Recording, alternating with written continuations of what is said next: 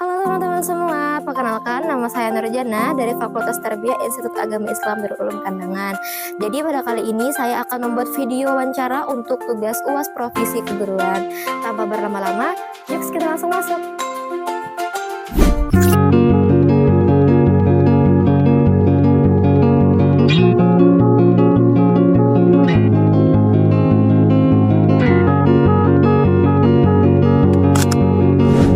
Assalamualaikum warahmatullahi wabarakatuh.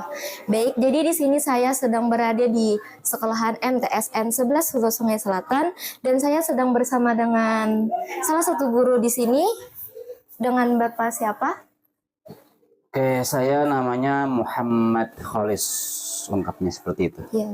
Jadi di sini saya akan mewawancari beliau seputar tentang pertanyaan profesi beliau yang sekarang beliau jalani. Jadi mungkin Bapak bisa menceritakan sedikit tentang riwayat pendidikan Bapak? Sedikit apa mungkin bisa lebih detail atau kayak Bisa lebih detail juga. Oke, lebih panjang ya. Iya. Mungkin perjalanan ini panjang tapi mungkin umumnya saja bisa diceritakan.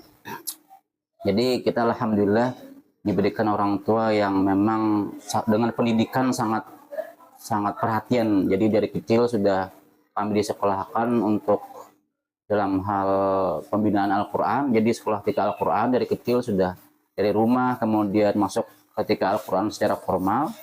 Setelah 1 tahun selesai khatam 30 juz, kemudian baru habis itu kami untuk melanjutkan sekolah yang formal lagi, yaitu sekolah Madrasah Ibtidaiyah selama 6 tahun di sini juga di Anak Daun, di kampung di sini. Kemudian sanawiyahnya saya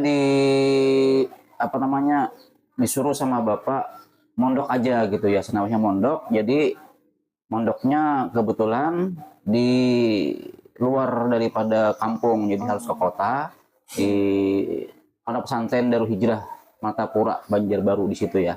Jadi selama 3 tahun di situ. Kemudian aliyahnya atau SMA-nya ya sederajatnya itu mondok lagi, meneruskan dan mengembangkan supaya bertambah banyak keilmuan dan wawasan dan juga pengalaman.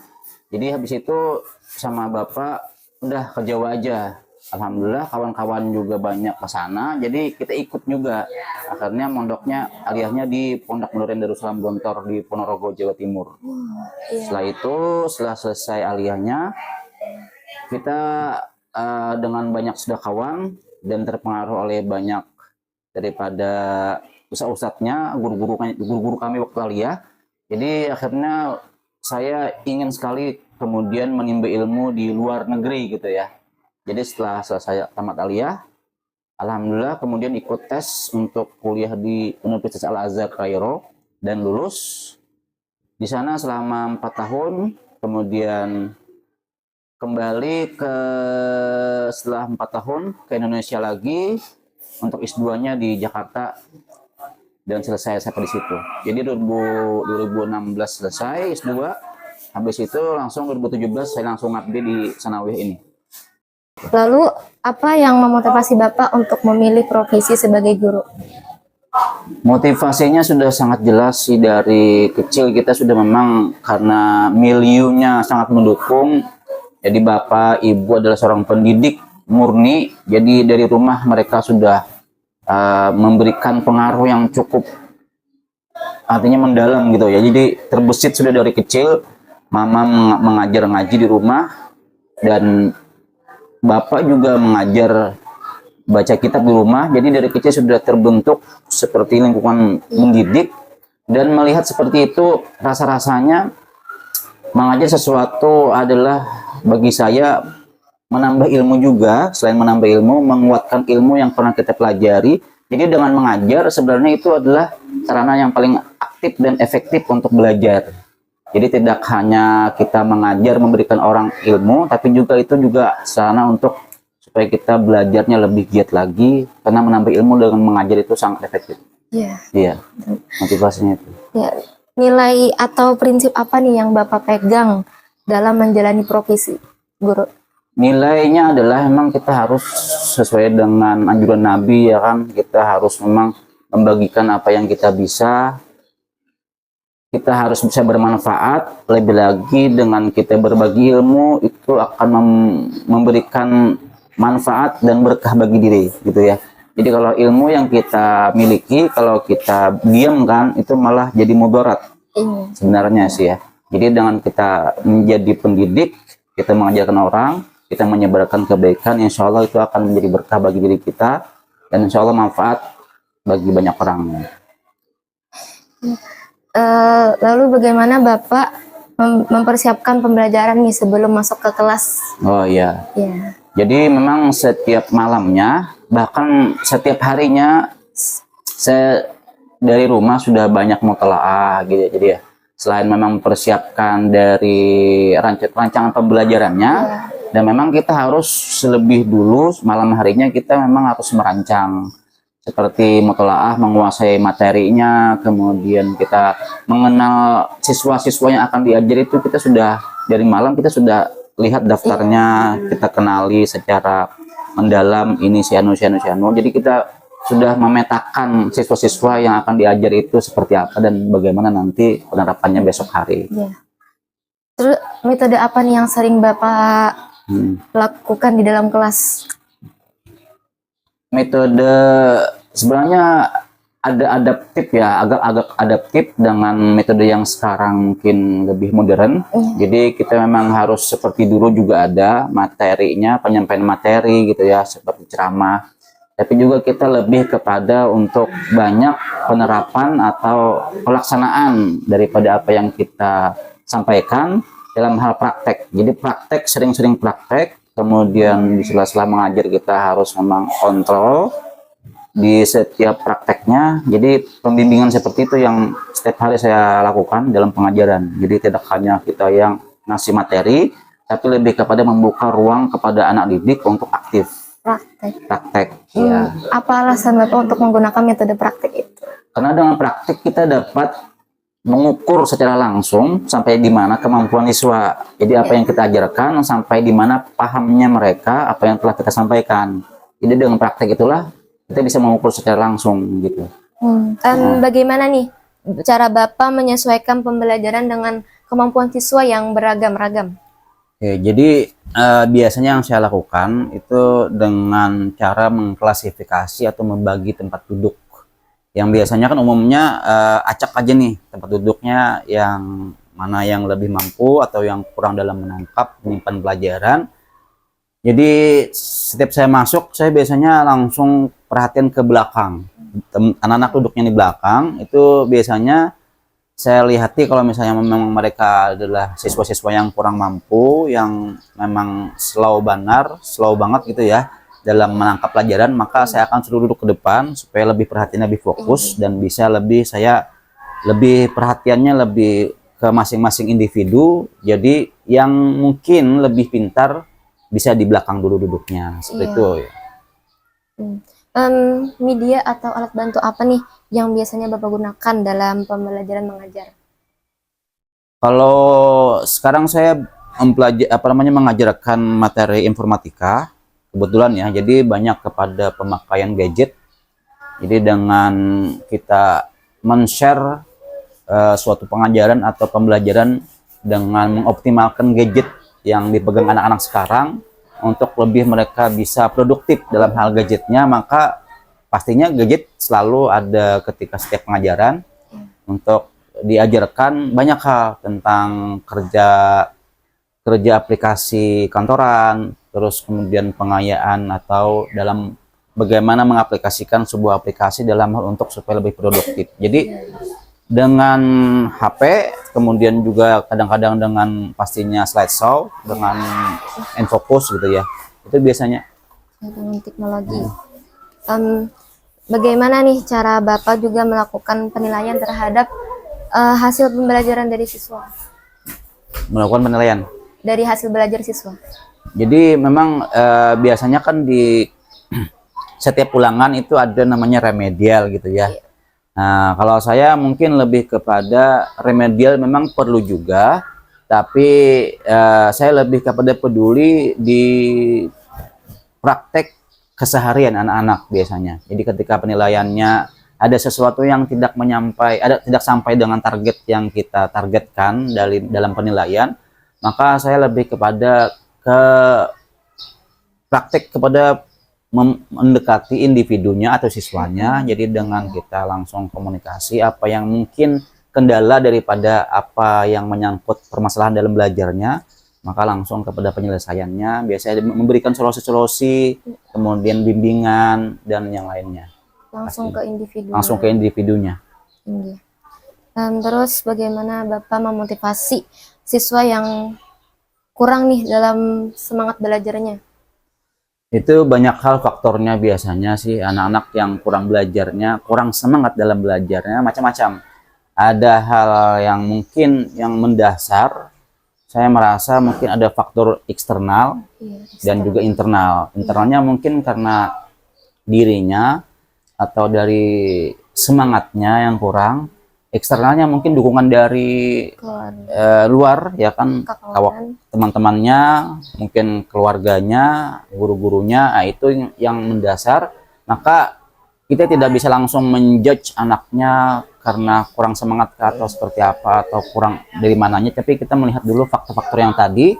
Ketika kita mengetahui, maka kita bisa dengan tepat, insya Allah, pelan-pelan untuk bisa menyemangatinya supaya belajar semangat. Iya. Apa pendekatan Bapak dalam menangani siswa yang memiliki masalah kedisiplinan? Masalah disiplinan? Iya. Jadi apa pendekatan yang Bapak lakukan? Pendekatan. Oh, pendekatannya. Iya. Pendekatannya untuk anak-anak yang seperti itu, saya biasanya lebih kepada pendekatan yang orang-orang sekarang lakukan gitu ya. Jadi tidak seperti dulu lagi, memang sudah zamannya berbeda. Kalau dulu kan lebih kepada ya keras gitu ya dan tegas. Sekarang kita tidak bisa lagi dengan hal-hal seperti dulu kita lakukan untuk zaman sekarang. Jadi pendekatannya kita kepada apa yang mereka senangi dulu biasanya, apa yang mereka suka lakukan, apa yang mereka mungkin tertarik untuk melakukan hal apa. Jadi kita lebih kepada untuk memberikan mereka apa yang mereka senang. Setelah mereka mungkin merasa senang dengan dirinya, dengan perbuatannya, dengan apa yang dia lakukan, baru kita mulai apa yang kita inginkan. Iya, memberikan nasihat, mengarahkan kepada hal yang baik. Jadi lebih kepada memberikan motivasinya dulu gitu ya. Lalu apa nih bentuk pengembangan diri yang Bapak lakukan sebagai guru? Pastinya kita tidak lepas daripada untuk setiap harinya melek dengan baca kitab, ya kan, baca buku, baca informasi, kemudian juga kita tidak lupa untuk belajar dengan orang yang lebih tua. Jadi setiap hari saya ngaji loh, masih ngaji sama orang tua, sama abah, sama bapak tuh. Jadi setiap hari ngaji, kadang-kadang diskusi juga, kadang-kadang tanya jawab. Untungnya saya diperuntungkan gitu ya. Jadi di rumah tuh memang ada ayah, masih alhamdulillah masih hidup beliau. Dan beliau adalah seorang pendidik yang sudah dari zaman Soeharto sudah jadi pendidik sampai sekarang. Dan jadi apapun yang kurang, apapun yang mungkin kita untuk menambah keilmuan, jadi langsung di rumah tuh tiap hari diskusi tentang keilmuan. Masya Allah. Itu. Menurut Bapak nih, apa kunci utama menjadi guru profesional di era sekarang? Adaptif sih. Jadi kita nggak bisa terlalu kayak semacam benar apa menurut kita gitu ya. Jadi kita harus memang melek dengan perkembangan zaman.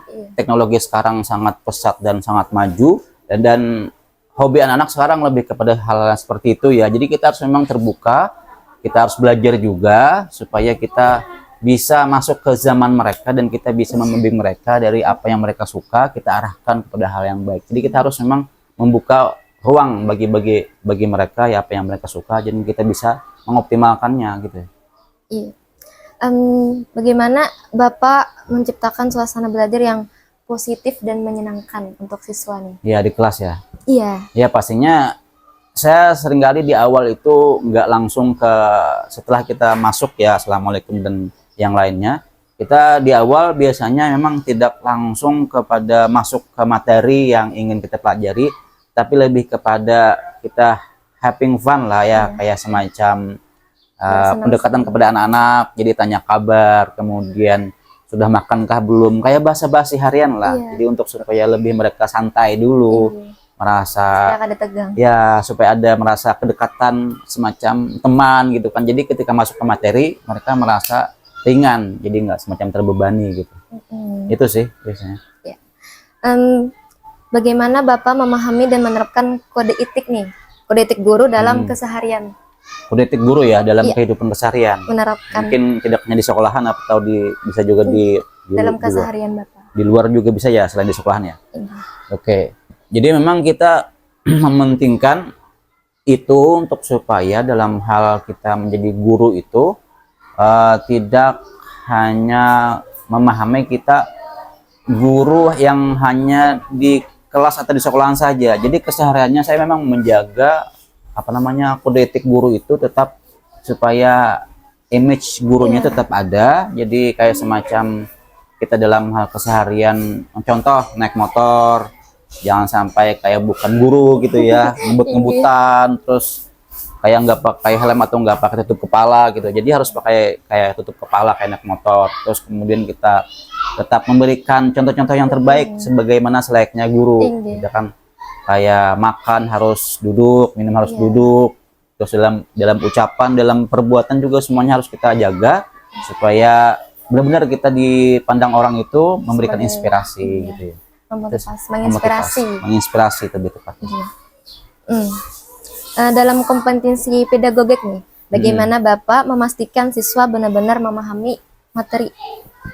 Jadi dalam hal pedagogik yang sekarang diupayakan itu sangat bagus sekali, dan dalam hal itu saya lebih kepada bagaimana memberikan mereka kepada tadi praktek dalam hal apa yang sudah kita ajarkan, dan kemudian pelaksanaan dalam hal contoh-contoh kasus-kasus yang lain, bagaimana contoh-contoh yang lain kita berikan, kemudian kita bimbing mereka.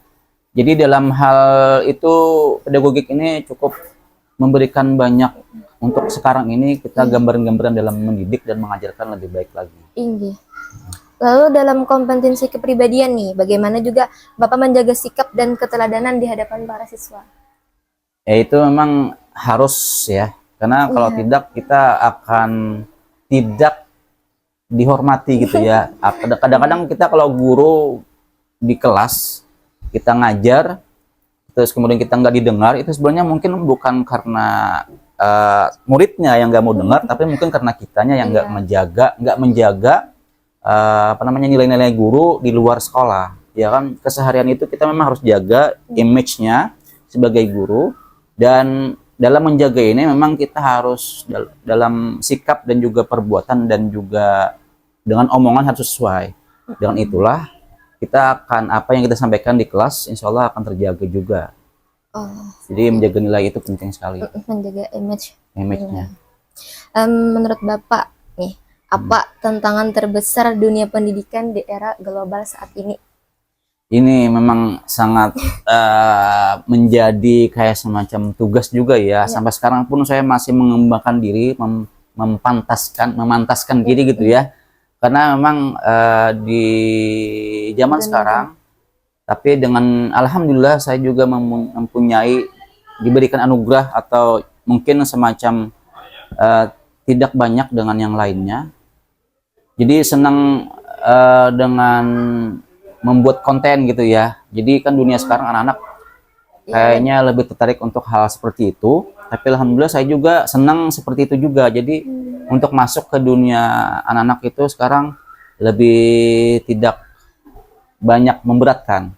Tantangannya mungkin ya kita dalam mendidik di kelas itu tidak semudah kayak seperti dulu ya. Kita dengan ceramah saja didengar. Tapi kita harus lebih atraktif, lebih aktif. Jadi nggak cuma duduk di depan kelas, tapi kita harus lebih kepada nyamperin gitu ya, nyamperin anak-anak tempat dia duduk, terus kita tanya, terus kita berikan arahan. Anak sekarang kalau nggak seperti itu kan biasanya ya kayak semacam masa bodoh gitu. Karena terbimbing. Ya, tak terbimbing, diem di tempat gitu ya. Jadi kayak dengar aja. Tapi kalau kita tidak mendatangi ke tempat duduknya, kita lihat perkembangannya secara aktual, secara visual, maka kita tidak bisa mengetahui bagaimana perkembangannya. Nah itu ya Tantangan terbesar. ya, tantangan terbesarnya itu kita kadang-kadang tersibuki oleh semacam sekarang guru kan lebih banyak fokusnya dalam hal administrasi ya, Iya, dan dalam mengajar akhirnya kurang jadi kurang memperhatikan siswa. terkonsentrasi gitu ya. Jadi itu tantangan terbesarnya bagaimana membagi tugas administrasi kita bisa Terjalankan. terjalankan, kemudian mengajar kita tetap bisa konsentrasi gitu ya. Iya. Ya ini sih. Lalu nih, bagaimana Bapak menghadapi kemajuan teknologi yang masuk ke dalam dunia pendidikan? Kan sekarang teknologi semakin canggih nih, apalagi anak-anak yang suka. Jadi dengan teknologi ini sebenarnya bukan suatu hambatan atau semacam kayak tantangan yang melawan gitu ya. Harusnya memang dengan teknologi lah malah kita lebih Iya. dipermudah gitu kan, lebih dipermudah. Hanya saja kitanya aja yang apakah bisa beradaptasi dengan zaman ini. Kalau kita memang tidak bisa, ya itulah tantangan terbesar kita gitu kan. Padahal dengan teknologi yang sekarang ini bahkan memudahkan dan membuat kerja lebih efektif dan lebih efisien. Walaupun memang di situ banyak PR juga yang harus dikerjakan. Apa strategi Bapak agar siswa siap bersaing di era global dan digital sekarang ini?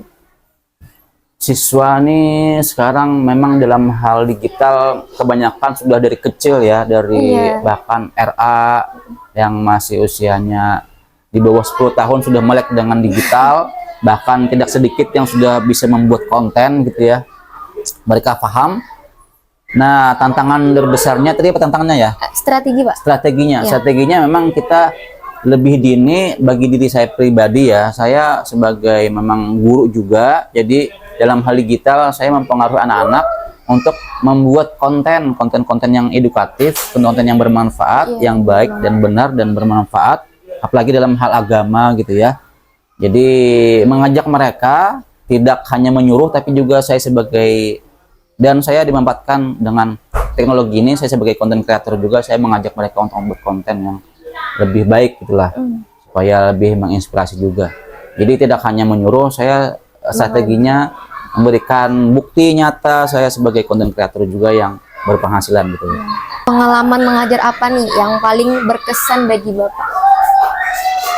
Paling berkesan itu adalah ketika ada siswa yang dia dengan sigap gitu ya, di saat-saat saya mengajar dengan fokus menerangkan, tapi dia dengan lantang dan percaya diri mengangkat tangan. Pak, saya mau nanya Pak. Itu saya yang paling berkesan. Jadi selama ini lebih biasanya ya ngajar kita kayak lancar aja gitu ya. Tapi ketika ada santri atau siswa yang bertanya itu tuh berani bertanya, itu saya langsung wow, saya langsung kagum, dan itu tantangan bagi kami juga untuk bagaimana menjawabnya dengan baik supaya dipahami. Terus apa satu hal yang ingin Bapak tingkatkan dalam proses pembelajaran ke depannya? Kedepannya ini memang saya mengupayakan untuk kedepannya ini mungkin alat-alat daripada media pembelajarannya nih supaya lebih banyak lagi gitu ya. Di kelas mungkin setiap kelasnya kalau bisa ada sudah proyektor gitu ya, ada infokus disediakan, maka dengan itu lebih mudah. Karena saya mengajar informatika, maka perlu alat-alat ini. Jadi komputer ada laboratorium komputernya gitu. Jadi untuk sebelum itu memang kita harus lebih mengajarkan banyak hal dulu, teorinya tentang itu. Tapi itu sih yang mengupayakan. Terus apa nih harapan Bapak untuk masa depan pendidikan di Indonesia? Wow, untuk lebih luas lah. Iya. Ya, harapan kedepannya untuk pendidikan Indonesia semakin bisa lebih maju lagi. Kemudian anak didiknya lebih diperhatikan lagi gitu ya. Jadi tidak hanya mereka itu sebagai objek kita bekerja, sebagai guru kita ya harusnya memang lebih memperhatikan bagaimana keilmuan anak-anak gitu ya, kemudian bagaimana kemampuan mereka dalam belajar, sampai mana mereka mampunya dalam menangkap pelajaran. Semoga dengan itu anak-anak kita bisa diharapkan dan membanggakan untuk di masa yang akan datang bagi Indonesia, bangsa dan negara. Bisa jadi penerus. Amin. Ya. Itu intinya. Ya baik, selesai sudah wawancara saya. Terima kasih kepada Bapak sudah meluangkan waktunya untuk saya. Assalamualaikum warahmatullahi wabarakatuh. Waalaikumsalam. Oke teman-teman, jadi dari hasil wawancara tadi, saya dapat menyimpulkan bahwa seorang guru itu tidak hanya mengajar, tetapi juga sebagai pendidik, pembimbing, dan menjadi teladan. Guru juga harus menjalankan tugasnya secara profesional, serta menyesuaikan pembelajaran dengan kebutuhan siswa. Nah, guru juga dituntut untuk terus mengembangkan dirinya dan memanfaatkan teknologi untuk meningkatkan kualitas pendidikan di era digital sekarang. Oke, thank you for watching. Bye-bye.